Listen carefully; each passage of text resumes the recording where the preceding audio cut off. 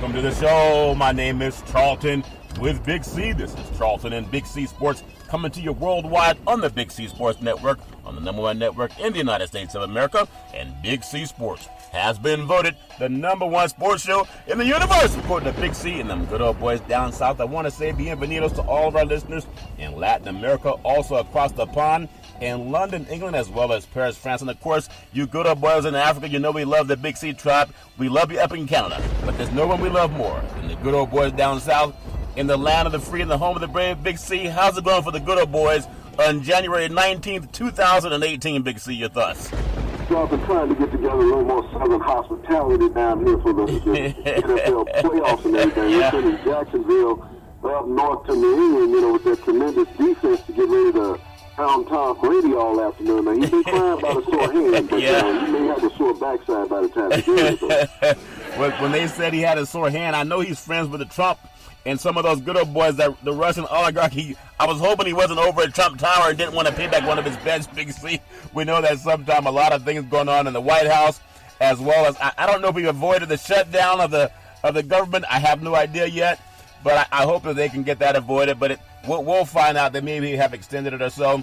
I do want to say there's a lot of good things happening, whether you're in Minneapolis, Minnesota. Great things happening there with all of their sports franchises in Minnesota. We know Philadelphia, they're starving for a championship. They're the only major franchise in Philadelphia that has not won a championship, being in the Super Bowl. And then Jacksonville, they've never been to a Super Bowl, but they're down there, the border of Georgia and Florida, so they have a lot of sports talent down there. And, of course, New England, they have championships, it seems, in every professional sports league they have up in Boston. So those teams are all ready. So we have a great weekend of football. Jacksonville at New England. We have Minnesota at Philadelphia. Big C, what are you thinking about going into this game? What are you looking forward to if we jump across to the AFC Championship game with Jacksonville taking on New England? Well, Charlton, if Jacksonville wins this game, it's the first time that a team that wasn't even in the playoffs the year before has beaten 2 divisional championships to make it to the Super Bowl. Yeah. And so that's what Jacksonville has ahead of. And Jacksonville, in a way, Charlton, is playing with house money. They've been an underdog basically in every game that they've played. Everybody's written off Blake Bortles, even we have. Even he has. And, he wrote himself off, Big C. He was the one that started the petition. Yeah. So, here's a scenario of a quarterback that, last week played out of his mind. But playing out of your mind for Blake Bortles is only completing 55% of your passes. Yeah. Yeah. Okay, this is a quarterback that, shoots free throws like Shaq. Yeah. When you think about it. So, you don't always count on him when he goes up to the line. Yeah. But, this defense, has what propelled this team most of the year. Now, you got to think about last week. The Ben Roethlisberger ate him up for 5 touchdowns and 460 yards. Yeah. Okay? So, everyone wants to say how good Jacksonville's defense has been all year, but they've gotten bad as years go on. Your friend out there in San Francisco, Jimmy Garoppolo, I believe, hung about 40 points on him, Charles. Yeah, 44 points. And we're talking about an anemic offense in San Francisco. So when they come down to facing pure passers, Jacksonville has struggled throughout the season. Yeah. That's where they struggled. They shut down Buffalo. Tyrod Taylor's not a pure passer. He's a game manager and quarterback, and he's done an adequate job in Buffalo since he's been there. Yeah. But when you look at some of the big guns that they have faced, they have a hard time defending them. Now, you think about the intricacies of New England's pass offense. Yeah. That's the biggest hurdle that they face. You know what Ben's going to do when he throws the football. Yeah. But you think about it. You just came off of a week where you gave up 460 yards in the air. And if not for your defense on a couple of critical turnovers, that you would be at home watching this game. Now, I'm not saying that they didn't deserve to be there, Charlton. Yeah. But, you get a fumble return for a touchdown because Ben put himself in that penalty because he tried to just stand there and fight the defenders. Tom Brady's not going to stand there and try to fight anybody who's hanging on him. No. He's going to go down like a piece of like a sheet falling off a bed. Yeah. That's how quick he'll fall. Okay, so when we look at these two quarterbacks doing, and we know that New England's offense is predicated 75% on the pass. Yeah. Whether it's just a short swing pass, whether it's a quick hookup over the middle or to the sidelines, or down the seams to Gronk. Yeah. 75% of New England snaps in the throw. I expect to see Brady putting the ball in the air 45 times. Everybody said, what is hands? What? Nobody saw his hand. Nobody saw his hand get hurt. Yeah. You know, you play on that, and I think by they saying his hand is after the game, his hand is going to be sore. Oh yeah. Because he's going to throw the ball. Throwing the ball so much. That's funny.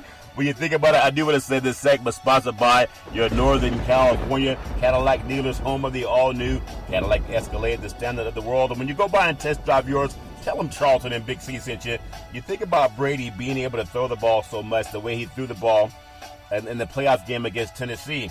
And like Ramsey was saying, has a lot of moxie. And, of course, if you're a DB, you got to have a short memory. You're not supposed to go into a game thinking, well, we're going to lose to these guys because this guy's won 5 Super Bowls. You got Ramsey and A.J. Bouye back there in they're 2 shutdown corners. It's like having 2 Deion Sanders. But I keep thinking about what you said. This defense gave up 44 points to San Francisco, the 49ers, who weren't going anywhere, back at the end of the regular season. They had a chance to shut down a strong Pittsburgh team, but they couldn't. We just had Antonio Brown coming back from injury. And they did a good job holding down the Le'Veon Bell. But Ben threw for nearly over 400 yards against them. And I think that Tom Brady, 460. And I think Brady's a better quarterback than Big Ben.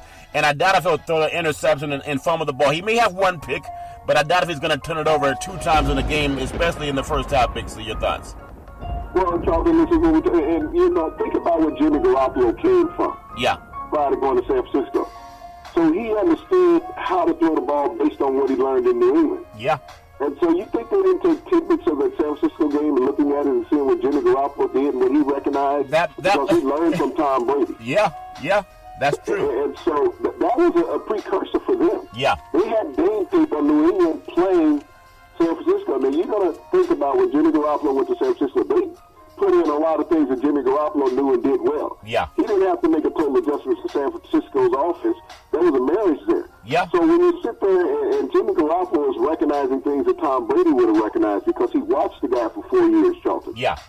So a lot of his knowledge goes into that game, Tom Brady's knowledge. Yep. And so when they take that tape and break it down, I guarantee you they spent more time on the San Francisco tape than what they spent on the Pittsburgh tape. Yeah. Because they had that in-house and they've had that player in-house for 4 years. Yeah. To help them learn what he recognized. That's a good point, Big C. And it's about focus, too. Listening to Belichick when they were giving some of the interviews and he was asked questions about, do you regret trading Jimmy Garoppolo? He's saying, we're playing Jacksonville. Okay, who cares when we trade him? And they were asking Brady, well, how's your hand feel? He said, I'm not talking about the hand. And they're focused on what they're going to do in this game. I think what could cause New England some challenge, if they had any challenge, and I think offensively, when you look at what Jacksonville does, only if they get a chance to run Fournette a lot, but I don't see Blake Bortles out-battling Tom Brady no matter how many times Fournette runs the football. In fact, by running the football more, it just means that they're going to stop the run. I don't think New England's afraid of the pass, and Bortles didn't really pass that great of a game against Pittsburgh other than just Pittsburgh was missing Shazier, which adds a big thing to what happened in their offense or their defense. Also, when you look at Harris not being with Pittsburgh too, it changed the way they sacked the quarterback. I think they got 12 sacks in 2 games with Harris being over there at New England now. That's what Pittsburgh was missing also. It's a game, Big C, where Bortles, he may revert back to his old self because he's had a couple of decent playoff games, but I never forget he had 88 yards passing in the Buffalo game. We might see that same guy again, Big C. Your thoughts? Well, the pressure is something that's going to be undoubted. We know that Pittsburgh pass rush hasn't been what it had been in the past, Charlton. No. And New England has improved this. It's like James Harrison said when he came to New England. I came here to participate, not to sit the bench. Yeah. And that's the reason why Belichick. Well, when you look at the moves that Belichick makes, they're all strategic, Charlton. Yeah. And he brought in Harrison in preparation for Pittsburgh, is what he actually brought him in for. Yeah. Because he would know the nuances of Pittsburgh's defense. You don't just bring in pieces that you're not going to utilize it in. Exactly. But he brings in Harrison, who has 3 chips on his shoulders, Charlton, okay? Yeah. He has a chip on his shoulder because Pittsburgh wouldn't play. He has a chip on his shoulder because Pittsburgh let him go. Yeah. He has a chip on his shoulder to show Pittsburgh he can still play. Yeah. Okay, and he's playing and they're not playing. Yeah. So that's 3 chips you got to deal with. And then he's going after a quarterback who he has no respect for. No. So This is a guy who has a whole lot to prove right now. 39 years old. Everybody keeps talking about the 39-year-old quarterback. Yeah. No one talks about the 39-year-old defensive end linebacker who still has an impact on the game. Yeah.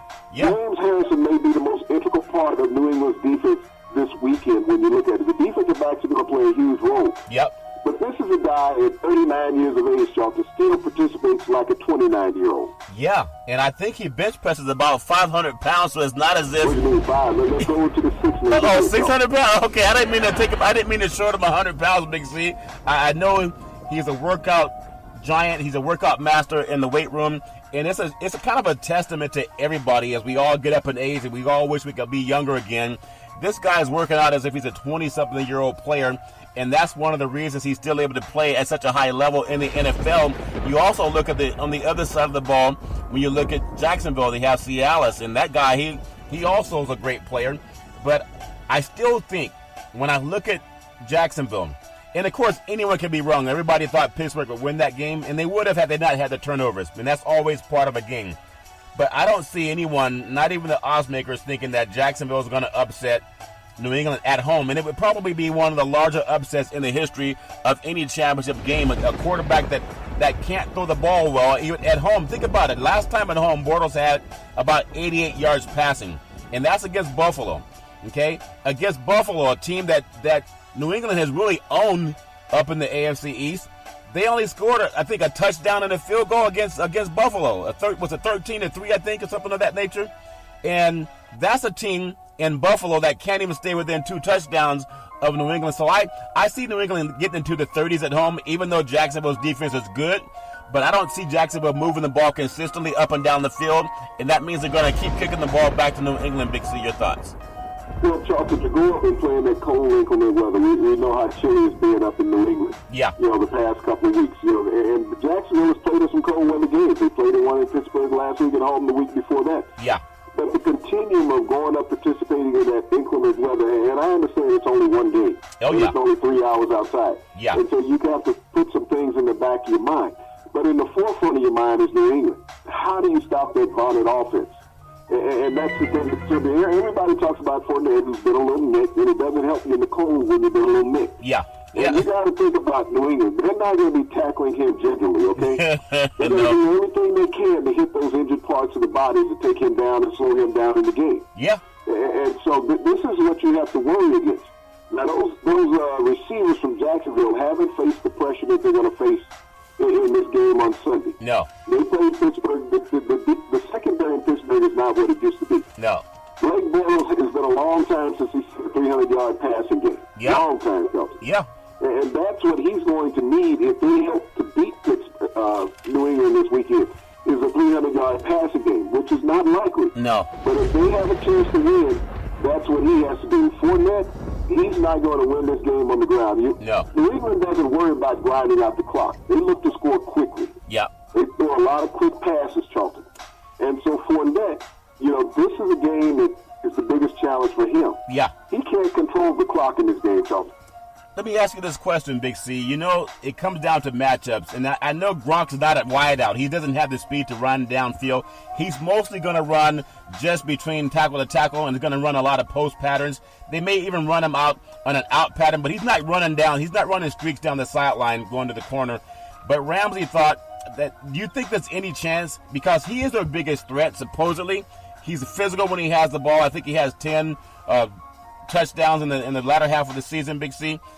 Could Ramsey match up against Gronk? I know there's a size disparity, but Ramsey seems to think that he's never seen a player like me. I don't think that would matter at all. I think wherever Ramsey lines up, Brady's probably smart enough not to even go his way, Big C. Your thoughts? Brady's a master of mismatches, Charlton. The way their system is structured, who knows who's going to be the star? Amendola. Is it going to be him? Is it going to be Hogan? Is it going to be Cooks? Is it going to be Dorsett? Yeah. Is it going to be Billingsley out of the backfield? Yeah. Is it going to be, Green out of the backfield? Yeah. When you sit here and say, who's going to be what? Burkhead may even be healthy enough to play this game, Charlton. There's no set rule in New England who's going to be the highlight player of the game. Yeah. It's not like going into a game, so we got to shut down these two receivers. Right. That's not the case in New England. They don't care who you shut down. Yeah. Because when you trot out there and you have 5 options every time you take a snap, yep. That's what Brady looks at. he goes through his progression. Your defense is always under pressure when you're playing New England. You know, you don't win 13 games every year by getting lucky. That you win 13 games, Charlton, by understanding the process, not being egotistical. And they're not. They're not greedy. You know, they're one of those teams that say, well, this is only a sandwich on the plate. That's why I eat the sandwich. They got to get that sandwich. If there's a steak over there, let's bring the knife and fork in. You know, it reminds me a lot of the 94 NFC Championship game at Candlestick Park in San Francisco, where the Dallas Cowboys, coming off of 2 Super Bowls, came into San Francisco, and the Cowboys had everything going from Emmitt Smith. They had Irvin. They had that great defensive line. Their offensive line was big and solid and intimidating. And they went up against the 49er team that was a bit undersized, but they had Deion Sanders, and Deion's job was to shadow Michael Irvin. But, you know, Aikman kept going to his best guy, which was Irvin. I know there was a play where Deion Sanders was holding Irvin down by the goal line, and they don't call it because you can't call every play. And do you think Ramsey would face something like that in Brady? The way Troy Aikman still went to his best guy, and I think that's Gronk for New England when you need a big third down conversion. Do you think Brady would still challenge that, even knowing the history that sometimes a shutdown corner will interrupt the pass or at least get away with holding the best receiver? Big C, your thoughts? Charlton, who has Brady not thrown the ball against, okay? Yeah. They put Gronkowski in positions, whether it's through motion or splitting him out wide. You think about that. When Gronk is out on that island at that wide out position, Charlton, that's a total mismatch for the DB. Yeah. Because Brady can put the ball in places only Gronk can get it. You have to try to come through him. Yeah. You're not going to do that physically without getting the penalty. Yeah. You know, it's not about Gronk outrunning somebody. It's about Gronk out-positioning somebody, Charlton. And these guys have played together for such a long time. Blake Bortles doesn't have that relationship with any of his receivers. No. Tom Brady, when you look at the 2 new receivers they have this year, Dorsett and Cook. Yeah. You know, Blake Bortles really doesn't have a relationship that he has in 1 year with these guys. Yeah. And when Brady needs to make a play, you know, he will try to put the ball in the position to do that. He's not going to be a 100% pass completer like anybody. Yeah. You know, he hopes to get 65 to 70% completion in a game. But if he's up there in that 65, 70% completion ratio in a game, Charlton, you don't beat New England, okay? Yeah. That's plain and simple. You don't beat New England. They understand that Jacksonville has a tremendous pass rush. So why do I sit in the pocket trying to hold the ball for 4 seconds? My 2.5, my 2.7 that's enough, huh? Rid of the ball. Yeah, that's true, too. And Jacksonville doesn't blitz a lot. That game is going to be Sunday. It's a 3:05 kickoff on CBS Sports. Tony Romo's going to be doing the play-by-play along with the great Jim Nantz. I think if you look at what's going to happen in that game, if someone can put a microphone next to the sideline, and, well, you know how they have a delay, so it may not work, but Romo will oftentimes tell you what's open for the next play, and I know he was doing that a lot in the game that he called when Buffalo was playing, you know, earlier in the playoffs as well as Jacksonville, and in the Pittsburgh game also. So, I mean, that's something that you got to keep in mind, too. I look at one thing that I think can really... You know, Charlton, one thing about Romo, and, you know, really appreciate loving him as an analyst. He knows his stuff, though, He does. I mean, he's been a genius in the box. Yeah. But what's amazing is he wasn't a genius on the field. Sometimes the teacher's not always the best student, Big C. Sometimes the teacher's not always the best student. But maybe he has some hint, wink, inside information that you good old boys know about, Big C. He recognizes because as an observer up top, he would be a tremendous offensive coordinator in the NFL. I know that. That's where Tony Romo is missing it right now. Yeah. And I don't know why all these teams who are out there hiring these old retreats. He should be a coach. Don't look at Tony Romo and say, hey, this is the most intelligent guy sitting up in any broadcast box or, you know, coaching box in the NFL right now, because he is. Yeah. Tony Romo is just that savvy because he has an overview. He saw things when he was a player, but he didn't recognize everything as a player. But now that he's a broadcaster, he recognizes this stuff. And I don't know why everybody in the NFL is missing the boat. That Tony Romo should not be on their coaching staff as a high-paid offensive coordinator, Charlton, because he sees so much offensively and defensively. And we got these guys going out and being retreaded for 20 years ago, 15 years ago. Retiring from TV. This is the best option. Let's get him him out of the house. You know, he's out there with his walker and stuff. He's afternoon walking with his wife. We need to get him. No, somebody needs to hire Tony Romo. Yeah. Because if you want instant success from a guy who couldn't do it on the field but now understands it from the box because the game is slowed down for him. Yeah. When he sees things, before he was pushing. Yeah. But it is slowed down. Tony Romo right now to be the most sought-after offensive coordinator in football anyway. If you got a checkbook, you gave John Gruden $10 million, okay? Yeah. And he doesn't know as much as Tony Romo does. No. I've watched Gruden in these Gruden quarterback camps. I've listened to him on Monday Night Football. Yeah. You know, Tony Romo has forgotten more before he put on the headset than John Gruden remembers. Well, the thing about Gruden, because we're big on numbers, I just say maybe Mr. Davis doesn't have Google on his phone, because most people, when you go out for a job interview, don't they ask you for a resume, Big C? I mean, sometimes good old boys like you guys don't need resumes. You help a lot of friends get jobs, Big C. And maybe that's how it works in the good old boy network. But if they Googled his record, they received 57 wins and 55 losses with his last coaching stint, and that guy's worth $100 million. Google Mike Tomlin's record, 116-60. That's a lot more impressive, 116-60. And people were saying, well, maybe he's not the guy we need. I mean, Tony, we talked about that last night. Look at it. When you said 57 wins, okay? And 55 losses. And 55 losses, okay? 2 of those losses came in his first year, all right? Yeah. 2 of them. And so that takes him down to, what, 53 losses? Yeah. Okay, now I forgot to say something last night when we were talking. He had 57 wins. Yeah. 17 in total came his first year because he had the 3 playoff wins. Yep. The 2 playoff rounds in the Super Bowl. So and the 14 regular season, that made it 17. So he was actually 40 and 53. Yeah.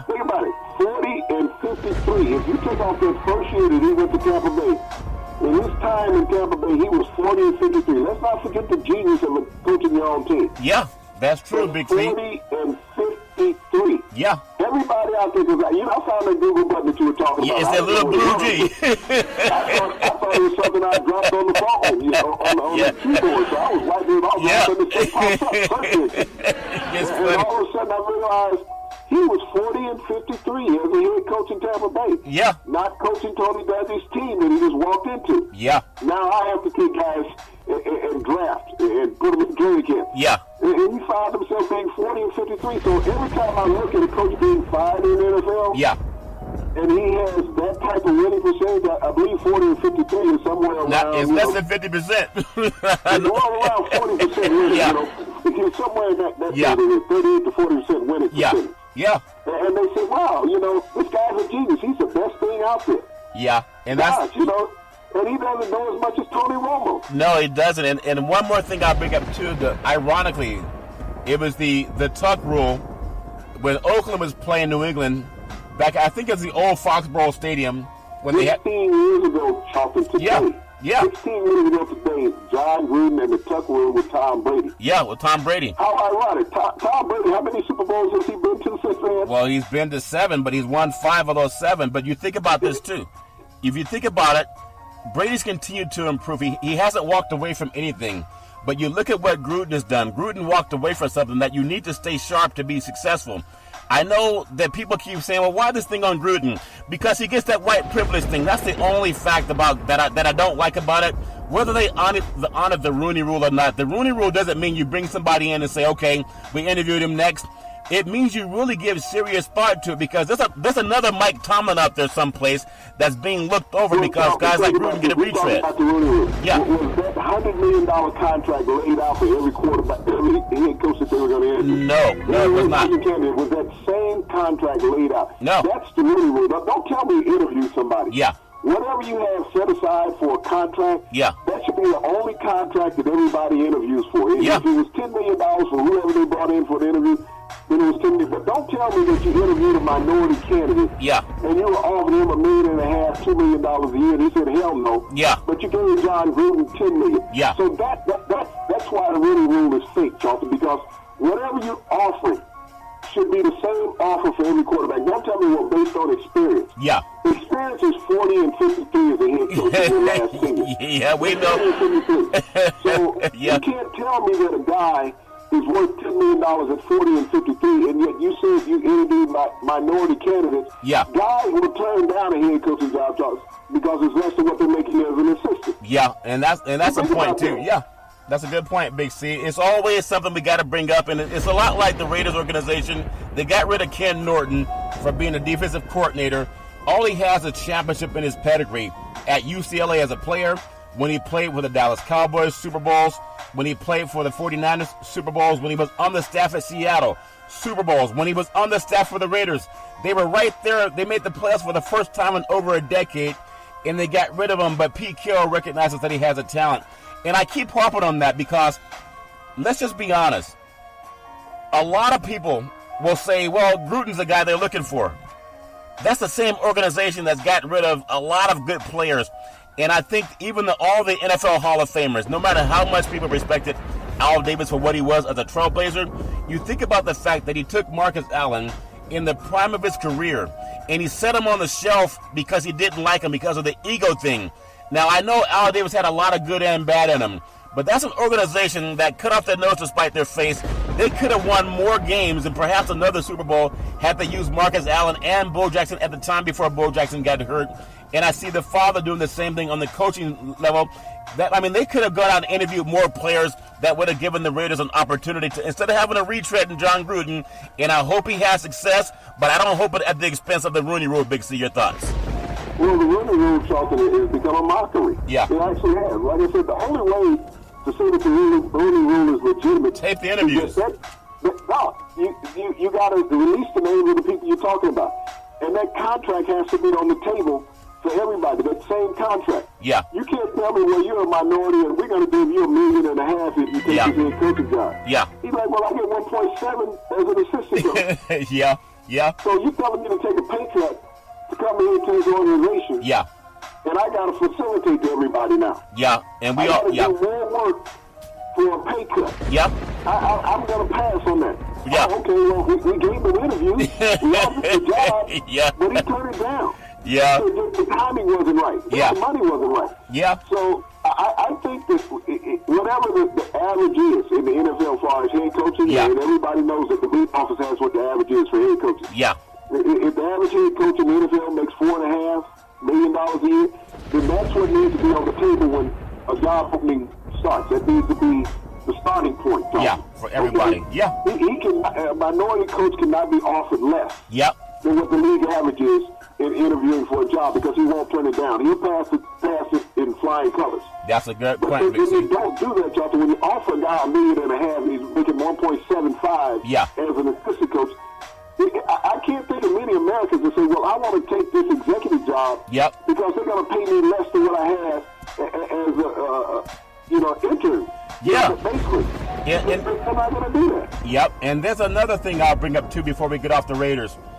And I know it's about retreading people.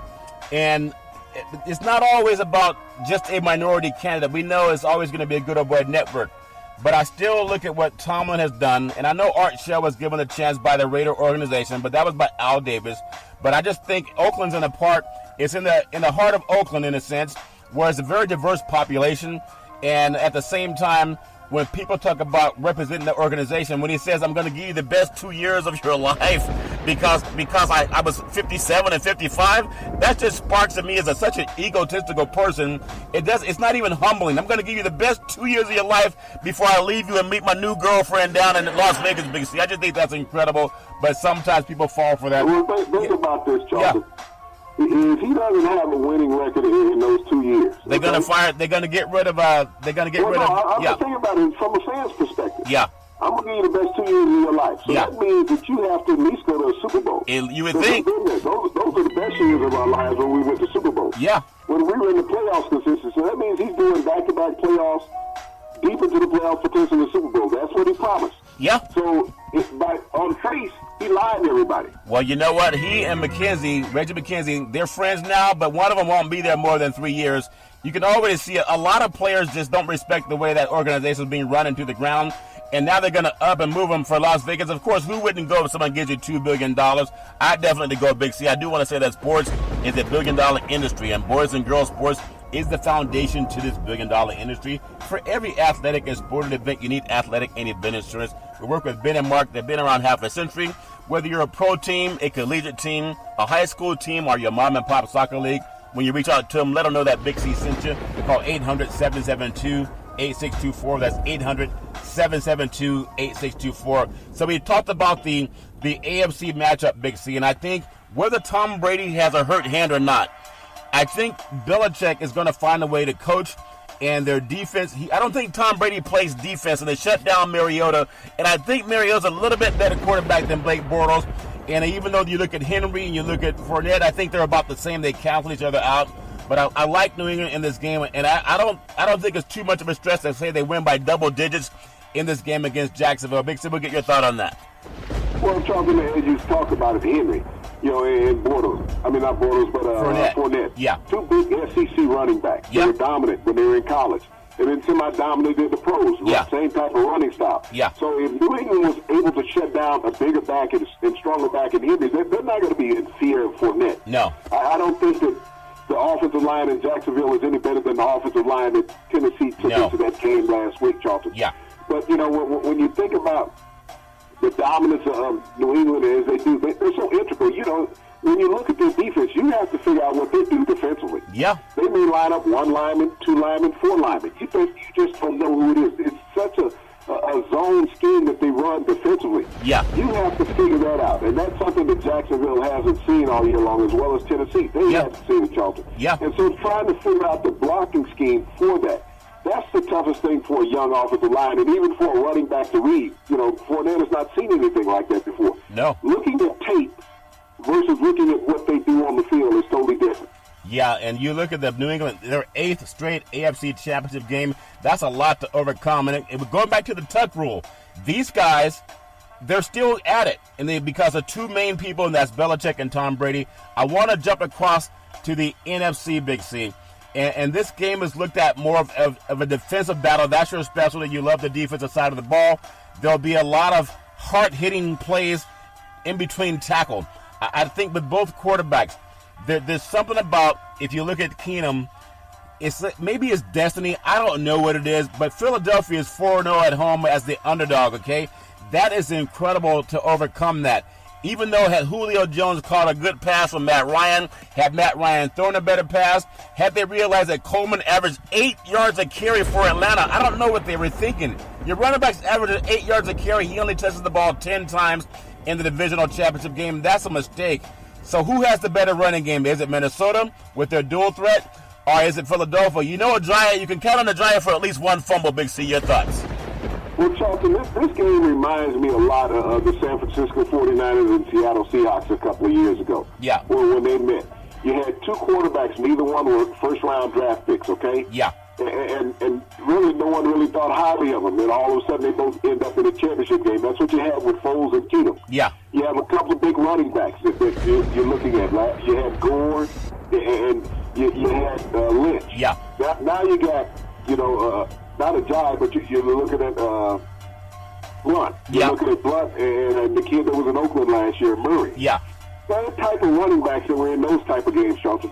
But you're looking at 2 tenacious defenses. Yeah. When you think about the 49ers defense, when they were headed by Willis, and you think about the Seattle defense that was headed by Chancellor at that time. Yeah. 2 formidable defenses. Yeah. Tremendous defensive lines, Charlton, that got after people. And so this is the type of matchup that I'm looking at. People forgot about that matchup, that original matchup with the 49ers and the Seahawks. Yeah. So when you look at these 2 teams, Charlton, they mirror each other. Yeah, they do. Quarterbacks that didn't have that playoff experience, that went into that game, that they were supposed to have been overwhelmed, but they played lights out against each other, Charlton. Yeah. And that's what I see in this type of game, Charlton. I see two teams with similar type of offenses. That quarterbacks will play lights out against each other. They got great defenses. So sometimes when you put so much emphasis on the defense, is that all of a sudden an offense shows up. Yeah. And we saw that last week with both teams. An offense showed up. Yeah. Philadelphia needed to do what they needed to do in the second half. You had Nick Foles versus Matt Ryan, and he outdo Matt Ryan. Yeah. And he left the broadcasters flabbergasted. Yeah, that's right. Okay, how do we talk about this guy? It's like, Matt Ryan, Nick Foles is, 20 of 23 in the second half. It's like, he's a quarterback guy. That is a good point, Big C. So, as a defensive guy, if you're going into a game, no matter what team you're on, if you're a defensive guy, if you're lined up and you see that you're going up against Keenum, Keenum wasn't someone that people expected to be there, wasn't even a starter at the beginning of the season. But now you have him leading that Minnesota team, and I really like Stephon Diggs, the way he plays and help them get to the championship game. Or if you're on the other side of the ball and you're going against Foles, which one has a passing style that strikes fear? If you're playing against Kaepernick when they gave him a job, when he had a chance to play, you got the guy who's a dual threat. He can run it and pass. He can throw on the run. Those kind of players are really tough to plan against. If you look at Foles, you also look at Keenum, which one has more of a dual threat that a defense can't just stop and try to rush straight, Big C? They got to be prepared to drop back and pass because he can throw screens. He can also run outside the tackle. Which one strikes more fear into a defensive coordinator's eyes, Big C? Your thoughts? Well, I look at Foles, Charlton, because he has more mobility. Yeah. He is willing to pull the ball down and run. He has great legs, Charlton. When you look from the quarterback's perspective, he can get out and put pressure on the corner. So you're going to have to run more of a spy technique against him, Charlton. His biggest weakness right now is his receivers are not separating. Yeah. Alshon Jeffries is not going to scare anybody on the outside. I mean, he can win jump balls and things like that. Yeah. But he's not scaring anybody. No. And Aguilar has kind of slowed down as the season has gone on. It seems like he's gotten tired. He put so much effort into the early part of the season. Troy Smith, he's an up-and-down receiver. He hasn't been consistent. But, when you look on the other side in Minnesota, this is a team that does not mind throwing the ball to their tight end. Both teams will utilize the tight end. I think that would be the X factor in this game, Charlton, is who utilizes their tight end the most. We've seen what Thielen and Diggs can do at wide receiver for Minnesota. They came out of nowhere, Charlton, became all pros. Yeah. The running game in Minnesota, I don't know if it's as solid. They're quite similar when you look at Ajayi and Blunt. Yep. You got the big back and you got the speed back. Yeah. And then you look at Minnesota, with Murray and the young kid out of Georgia Southern. They're both, fire and ice, basically, when you look at it. So the teams are mirrored with each other. Two tremendous defensive lines, Jonathan. I mean, this is, when you talk about an even match, that's why I go back to Seattle, San Francisco. Yeah. That same type of Titanic clash that you had physically between the teams. And when you looked at everybody on the teams, they were basically mirrored with each other. When you look at the quarterbacks, Russell was more of a pocket passer than what Kaepernick was. He had the mobility just like Foles. Yeah. And then when you look at Russell, he was run second, just like with Keenum. Yeah. He can get out there, but he doesn't want to go out there. Yep. And sometimes it's too cold outside. I understand. So let me ask. Go ahead, C. When you think about that game, it's a later game, which I don't think it matters when quarterbacks don't pass that much anyway. It's a later game. It's a 6 o'clock p.m. start. Actually, a 6:40 p.m. start on Fox. You said 12 degrees start? You said 12 degrees Yeah, start? it's going to be cold. Is it cold? I mean, you good old boys, I don't know how you even come outside in 12 degrees. They're playing football in 12 degrees. And you got Buck and Aikman with the play-by-play. It's so cold outside, sometimes in summertime you might go behind a tree. Yeah. You don't do that this time of year. Hey, where do the dogs go? No one lets the dog use the bathroom inside except for the people down on Hollywood and Big C. There's a lot of dogs out there still except the trees. Yeah, they get stuck in the wind. But in Beverly Hills, they don't send their dogs outside to use the bathroom, Big C.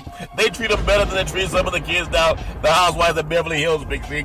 But that game, obviously, looking forward to a great defensive showing and some of the history. I want to just get your thoughts on the history. You've covered so many sports. This game being in Philadelphia, it's Rocky. They're going to play the Rocky theme song about the Rocky who that fictional fighter that beat up the black guy, Big C, and everybody wanted to see the fight. they took down Rocky's statue not too long ago. Oh, did they? I still love the movie Rocky. Like, they have 97 movies of Rocky. But I look at Philadelphia, a fan base that booed Santa Claus at one time, okay? I mean, how do you boo Santa Claus when you think about it? But I hear it's a great town, a great sports town, and they've won championships nearly in everything they've done. Outside of Temple, they haven't won anything, but they do have this yearning for a championship at Philadelphia. They've been to the Super Bowl twice. They got blown out by the Raiders back in the 80s, and they lost a close game to the New England Patriots. So your thoughts on what it would mean to the city of Philadelphia? If they don't win, they're probably going to get booed. If they win, they still may boo them back home. Basically, your thoughts? We're talking the last NFC championship was back in 1960, before the Super Bowl era. Yeah. When they won their last, pro football championship. This is something that's been long in the waiting. You think about it. We talked about Andy Reid a lot on this program, and he's taken them to the last Super Bowl against New England, ironically down in Jacksonville. Yeah. So think about the ironic twist there. Yeah. The last time that Philadelphia was in a Super Bowl, the two teams that are combating in the AFC had something to do with that. Yeah. They played in Jacksonville, and New England was in the game. So, it could be some ironic twist to that. Yeah. But, you don't get to this point in the season talking about being lucky. They've been a dominant team all year long. Yeah. Everyone is saying, well, they're nothing without Carson Wentz. Without Carson Wentz. But they proved that wrong, didn't they? Didn't they prove that wrong, Big C? So maybe it was the defense more than it was Carson Wentz. You think? But nobody's outscored them. So that's the thing that you have to look at. They find ways to win games. Yeah. And that's what championship caliber teams do. They find ways to win games. Everybody, the thing that I love about all the sportscasters in our business, Charlton, and writers, is that they try to pick on somebody. Yeah. They always find someone to pick on. Yeah. That they're lesser. It's like the Cavs struggling right now in the NBA. Yeah. They find ways to say, well, the people around LeBron are not that good anymore. They don't say that the rest of the NBA don't give a damn about Cleveland. Yeah. They don't say that. They don't say that guys who give the check don't want to go lose to LeBron anymore. Exactly. They don't say that. Yeah. And so that's the same thing about Nick Foles. Yeah. They're not sitting around saying right now, well, we got 4 quarterbacks out of 28 starters playing this weekend or something. Yeah. They're not sitting around saying, well, there's 28 other quarterbacks that are right now in envy of Nick Foles. Yeah. They're not saying that. Yeah. And that's what they should be saying, because there were some guys who started all year long. Yeah, Nick Foles only started the last 3 regular season games, I believe. Yeah. But there were some guys who started 16 games during the regular season. Yeah. That haven't gotten to the place that Nick Foles has. Yep. So all those naysayers out there that want to keep picking on Nick Foles, saying, well, they had the worst offense since he's taken over the lowest scoring offense in the NFC. Well, look at the flip side of that. So they've had the top scoring defense since he's taken over. So maybe he's motivated some guys on the other side of the ball more than Carson Wentz did, because you got to look at the points per game that the Eagles were giving up when Carson Wentz was a quarterback, Charlton. Yeah. And look at the points per game that they've given up since Nick Foles has been the quarterback. So who truly is the motivator of the team right now, Charlton? Yeah. Is it Carson Wentz or is it Nick Foles? It might be the guy that's taking snaps, and when you think about that too, and the Super Bowl is big, and no matter what market you're in, everybody loves Super Bowl Sunday. It should be a national holiday. It almost is by fiat. I want to just get your thoughts on one of the smaller markets in Jacksonville. Jacksonville has the Jacksonville Jaguars. They do have, I think, Jacksonville State's down there playing football. And then they're pretty much right across the state line from Georgia. So that whole south region down there, and they don't have a lot going for them compared to cities like New England or Philadelphia or Minneapolis. What would it mean they have a minority owner and in the NFL, that's a good old boy network, and how he got in, he must have had someone white negotiate his contract, because you don't see that too often, okay? It's easier to get a job as a minority in the Trump organization than it is in the NFL to be an owner. What would it mean to Jacksonville, that whole city that many people were saying that they should leave and maybe go to a different city just a couple of years ago? What would it mean for Jacksonville if they were to have the chance to get into a Super Bowl and win it? Bixie, your thoughts? Well, Charles, what would be the story in the media? Yeah. Especially with the backlash that our country is going through now with all these bans on these other countries, and Trump not wanting minorities to enter the U.S. unless you look like you're from Norway or Sweden. Yeah. To have a minority, dark-complected owner in the Super Bowl, Shad Khan. Yeah. How would that play within the media? Yeah. How would the president want to go to the Super Bowl and shake his hand? No, he wouldn't want to shake his hand. I mean, he's right. Think about it. He's mad because he's not in Florida right now because the Senate is trying to pass a budget resolution. Yeah. The Republicans get passed at any time, but they want to omit things that the other part of society needs. The Democrats. Yeah. They don't want to give them everything. And you're elected by the public to do a public service job. Yeah. But the president wouldn't want anything to do with Shad Khan. He's Indian by culture. You know what's funny too? I mean, not even funny, but ironic. I heard one of my good, Caucasian friends, very decent guy, Republican, but still a cool guy. He said, Charlton, I'm surprised to find out that Donald Trump had one of the largest housing discrimination cases. He and his father against African Americans that wouldn't rent to them in New York, and on the housing applications they actually had the letter C, not big C, but C like for colored. Okay, I said they wouldn't rent to big C, but they had C on the application for colored. Don't rent to colored people. They segregated the black Americans from the white Americans. That's Donald Trump, the president, and you guys can Google that. Okay, that's one of the largest discrimination lawsuits in the history of New York. That's Donald Trump. Isn't he the most least racist person that you know? He says he's not, though. He said he's the most least racist person there is, so I hate to find one that he is. Yeah, if he's the least. But you guys can Google that, whether you like him or not. And when we talk about the Rooney Rule. What did he call African-American players? SOBs? I guess, yeah, SOBs. I guess that's soon over the Super Bowl. And then there was a statement about he made about African nations that some countries. Yeah, the S country. So people can Google that too. He's not racist, so he's clear he's not racist. So I don't want to see him on a racist day. Yeah, and that's true. So I hope that all people can just pay attention to what happens in the world of sports and politics. We all got to make it competitive, and equality is great for this country. Big C, let me get your thoughts on two more major cities, sports cities. We talked about already Philadelphia, how they're starving for a championship in Philadelphia. You talked about how they last won a championship in football back in the day. We know what it would mean to Jacksonville having the minority owner that's in the AFC championship game when black men and people of color are ostracized from NFL ownership. We already know that. What would it mean to these two late cities? We have the New England Patriots in Boston. They play in Foxborough, Massachusetts. Boston's one of the best regions in the universe for sports. You have the Patriots, and they have the great hockey team. They have baseball, of course, basketball, solid.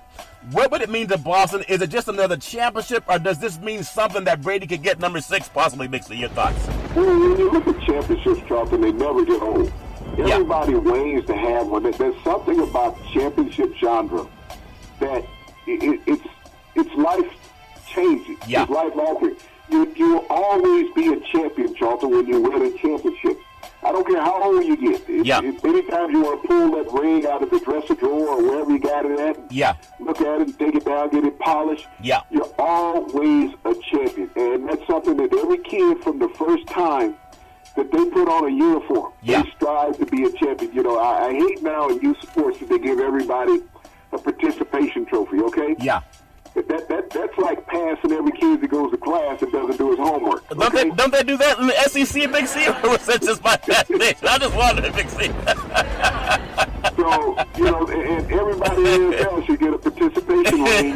For participating. Okay, you participate, so you get a participation championship ring, I guess you should say. Yeah. But you strive for that immortality in the game of professional and college sports, Charlton. Alabama just won the 5th one under Nick Saban. Yeah. No one says it's getting old in Alabama to win a championship. No. They have nothing left to strive for. You have some players that have won 3 championships. Yeah. That will lead that team this year. No one says it's getting old, Charlton. Yeah. When you look at the NFL, and regardless of how many championships that the Patriots win, they will never eclipse the Boston Celtics. Yeah. Bill Russell and Sam Jones by themselves have 11. Okay? 11 in Beantown. Yeah. So Tom Brady having 5 is a great number. Yeah. But he's not even half. He's only not even halfway to what the Celtics did in a stretch. Yeah.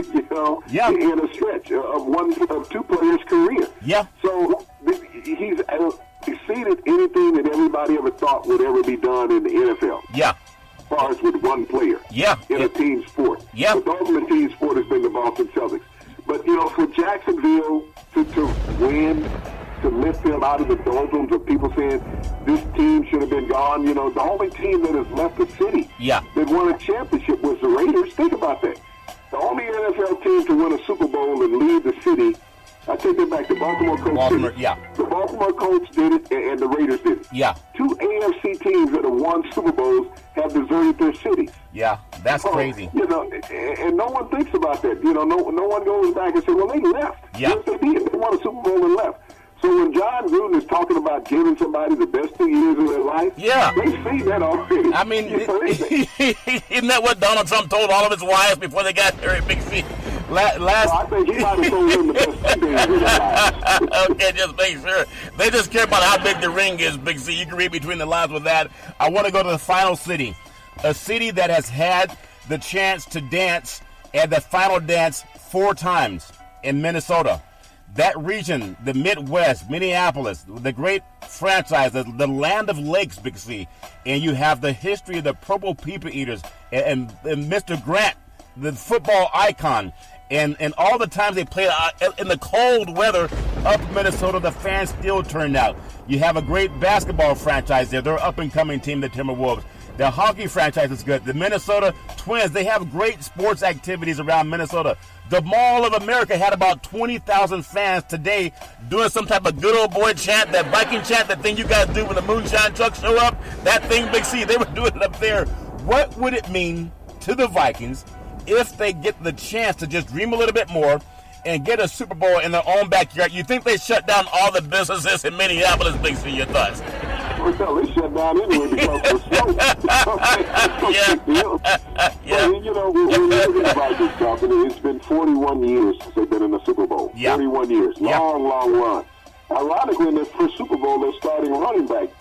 Award number 41, Dave Osborne. Oh, really? He was starting running back in their first Super Bowl. Yeah. And so there's a lot of numbers that come together. When I think about the tackle that was missed by the defensive back from New Orleans, the rookie cornerback. Yeah. And that same thing that happened, you know, against the Dallas Cowboys. Nate Wright was wearing number 43 also when Drew Pearson pushed him down and scored that winning touchdown with 14 seconds to go.